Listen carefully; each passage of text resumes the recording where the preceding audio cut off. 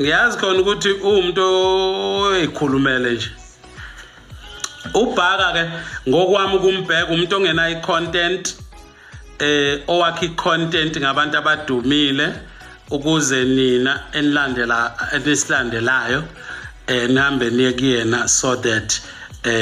nizoba nama comment bese thola ama following and enye into ofanele niyazi ama commentators wona enza imali ngani